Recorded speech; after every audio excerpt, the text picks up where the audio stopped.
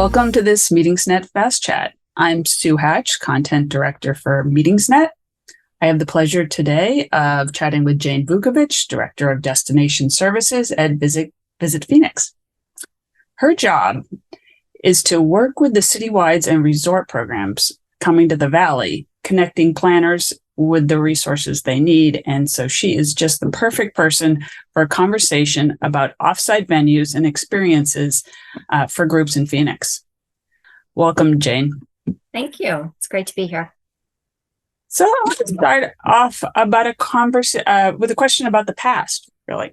In the past, the convention center downtown area has been considered pretty sleepy, maybe even dead. And I understand that's no longer the case. Can you talk about the changes, especially in terms of off-site experiences for groups? Yeah, you're right. There has been a perception of Phoenix in the past that it's very nothing going on downtown. And that was probably true a few years ago. If you haven't been here in the last 5 to 10 years, you've kind of missed the renaissance of Phoenix. We have really just flipped the switch on growth. Not sure if you're aware, we're the 5th largest city in the United States. And we have the fastest growing county, which is Maricopa County, which is Phoenix, in the United States. So there's a lot of interest and buzz here in Phoenix right now. So we're enjoying a renaissance of our downtown area. We were one of the fortunate cities during COVID that didn't shut down construction. We continued to build and grow throughout the entire process. So we emerged from COVID with more restaurants and entertainment venues than we had before COVID happened. So we also emerged with all renovated hotels. So we kind of came out as a brand new destination. And it's just great to see the new entertainment districts and venue options that have opened up and developed over those last few years. Well, with so much growth, are there any safety concerns that meeting planners need to be aware of? There are some cities where we're hearing that sort of thing. Mm-hmm. Well, we've been lucky. Most of the feedback we get from our planners is that we have an extremely clean and very safe city. One of the wonderful things that the City of Phoenix has done in partnership with our Downtown Phoenix Inc. is they've created a wonderful ambassador program. And these people, we have, you'll see them roaming around our downtown core. They're in bright orange shirts that say "Ask Me" on them. And they're basically our outdoor concierge. They roam around the city and they help people find their way to wherever they're going. If you've lost your way back to your hotel, they can escort you back. If you need to find a restaurant for dinner, they have recommendations for you. Any of those things, but their job is to really keep an eye on what's going on downtown and help avoid any problems that might occur. So they're a very integral part of what we do. They also help us keep the city clean. And they work with us on providing a lot of shading. As you know, Phoenix can get a little warm in the summertime. And so we've really put a lot of thought into how do we have walkways that are shaded to get our attendees and our visitors from one place to another. So we're really proud of the fact that they're there, and we all work in sync to make sure our groups feel safe and have the support that they need to have a great event. And those ambassadors, they're not just during the largest citywides? No, they work 24/7. They are every day, and they're here also for our locals. They'll help you with anything you need. If your car is stalled, they'll help you get a jump. They're very much integrated into the city. And believe it or not, it's a very rigorous process to be one of the ambassadors. They have to go through a large training. They have to have a lot of knowledge about the city, and they have to have the right personality, that they're going to be a person that you want to talk to, and they're going to be very engaging. So it's a wonderful asset for us. You mentioned the new entertainment districts. Mm-hmm. Can you talk more about them, and particularly in terms of them as offsite venues for groups? Sure. Well, we right now, in my mind, we have about 3 major entertainment districts in downtown Phoenix. So one of those is called Roosevelt Row, which is our arts and urban murals. That's our kind of funky eclectic area.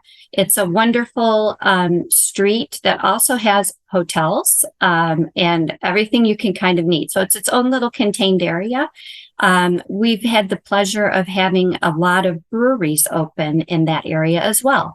And I happen to have one of the few female brewmasters who owns her own brewery there, Greenwood Brewing.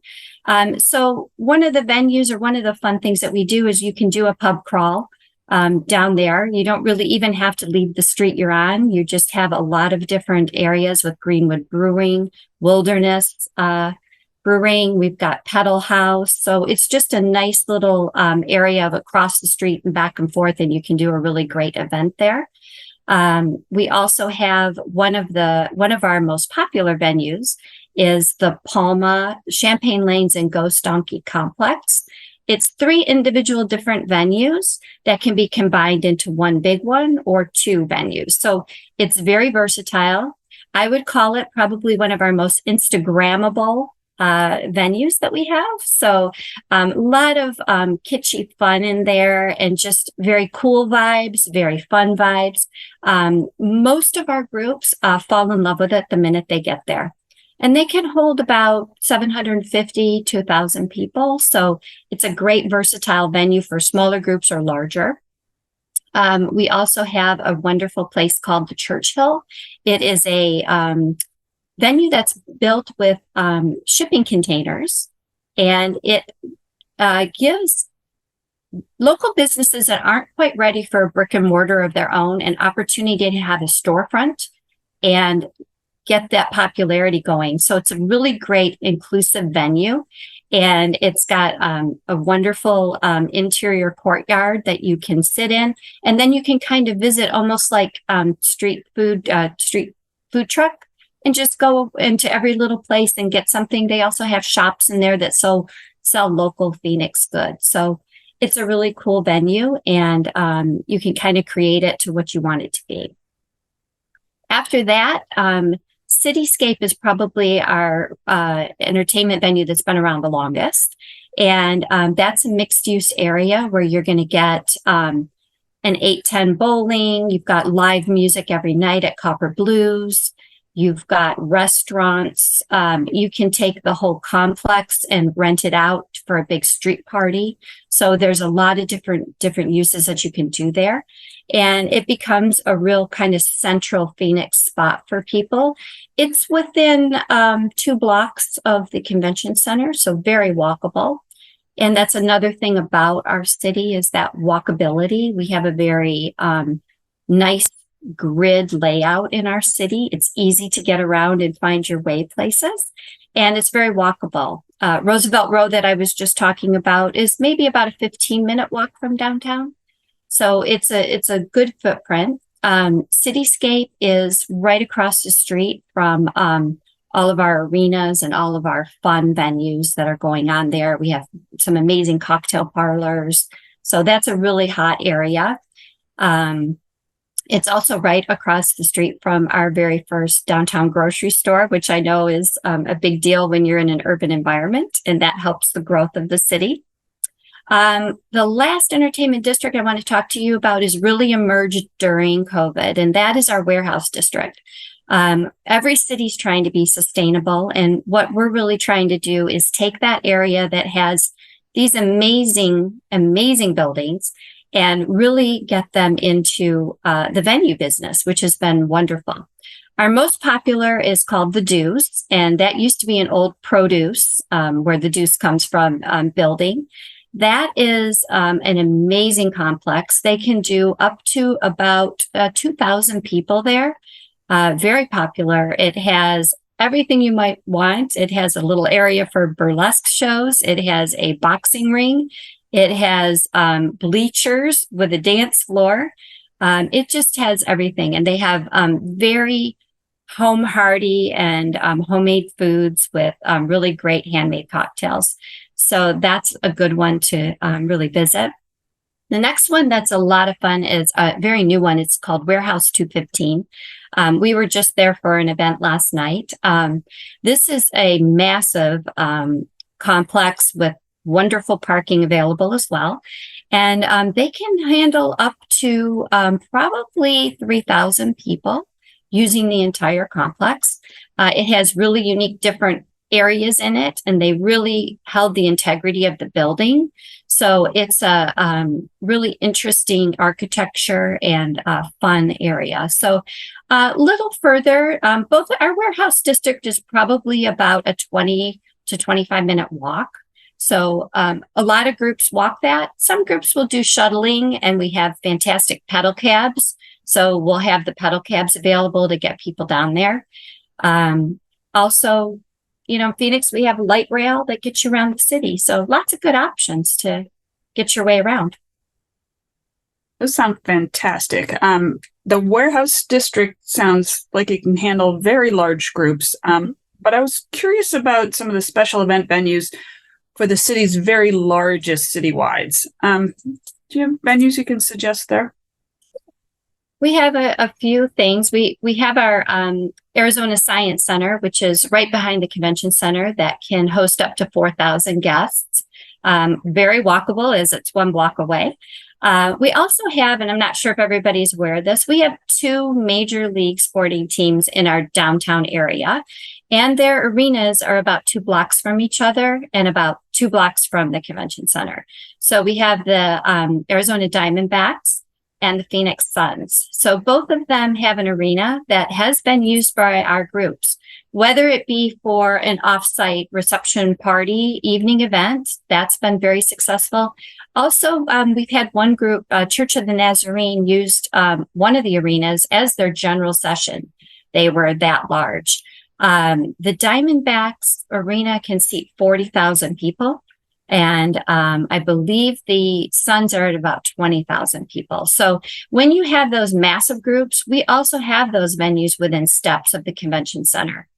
And one of the nice things we also have is some of our, especially those, a lot of the venues I have mentioned, also have the ability to shut down a street adjacent to their establishments. We have a very good working relationship with the city, and they're very open to us doing permitting. So we can extend a lot of venues out and create a lot of street parties.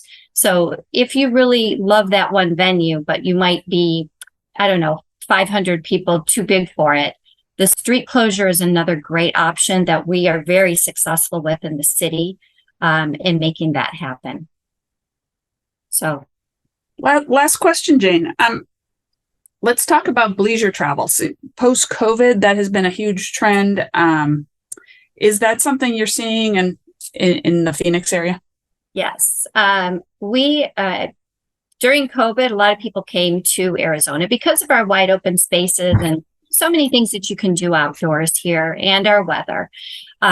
So what we like to call ourselves, and what I call us, we're the best of both worlds in this destination.